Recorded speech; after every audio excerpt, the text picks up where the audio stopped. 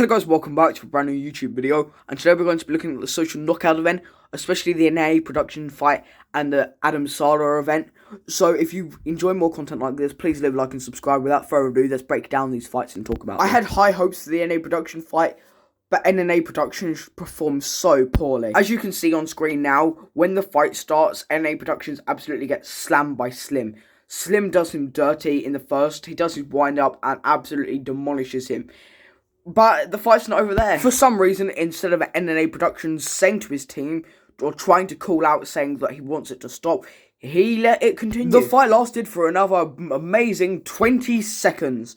In total, the fight lasted for 40 seconds.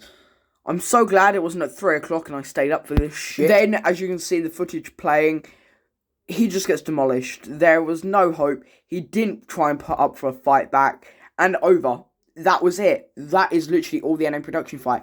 I don't have to break it down. That's all that happened. Slim won. NA Productions blamed it on anxiety, and the stress of it made him lose it, put him off focus, which is saying something, bearing in mind only the other day he was calling out Taylor Holder to fight. I wish I could say more about the NA Productions fight, but sadly I can't. Nothing happened afterwards. No drama, no beef, no fight afterwards. But we are going to take a look at the Adam Saleh fight, which lasted longer and which has more content involved in it. There's no question about it. Adam Saleh got absolutely demolished. There was no chance he was going to win. There was no thing. He didn't fight back. There was no power. He just sat there and took it. He threw his fair share of punches, but his opponent was all over him. There's no doubt in my mind that Adam Saleh played dirty. He played so dirty, in fact, that I thought he should lose just based on that. But it continued to keep going. He even pushed his opponent over the ropes. People saying that he's gay, him defending himself, that just proves it. He was in a sexual position even pushing him over the ropes. And it looked like there was no intent to actually do boxing. At that bit in moment, he didn't throw any punches. He just charged at him like a bull. One thing that annoyed me about the social knockout event specifically is that it was very unprofessional. They didn't have a timer and round at the bottom where normally for every fight you do. It was very unprofessional. People were running late. People were just not there. There was barely anyone there. Even in COVID times, there was more people allowed there than there should have been. There was just no one there. No one whatsoever. And I'm not a boxing expert. I was in call with my friend who knows a lot about boxing, and he said that their gloves weren't wrapped, which all the gloves should be. So what does that tell you about an event that's meant to be really official? That these people don't know what they're doing in their clowns. It was an intense fight. The Adam Saleh fight, I'll give it to him. It was a very good fight. It kept me sitting on the edge of my seat. The annoying thing was, though, in the social knockouts event, it kept panning to these people in the audience while the fight was on, or panning through someone's phone, so you could only see key moments in the phone. They kept knocking on the camera, which was very annoying, so for certain moments you couldn't see. Apart from that, the social knockout event was good. It just was not up to standards for social gloves or any of the other fights. Like I've said, Adam Saleh got thrashed. He lost. He shouldn't have won, and he didn't win. But it was a majority draw again. Like Gibb, it was definitely rigged. He lost.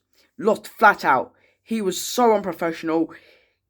Basically, it didn't look like he'd boxed in his life before, but that is totally bullshit because he has. So you're telling me this bumbling man who's going back into the camera, literally getting pushed into the camera, knocking it for our view, drawed.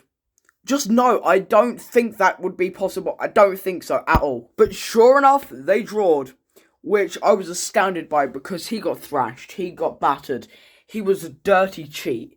He pushed his opponent over the side.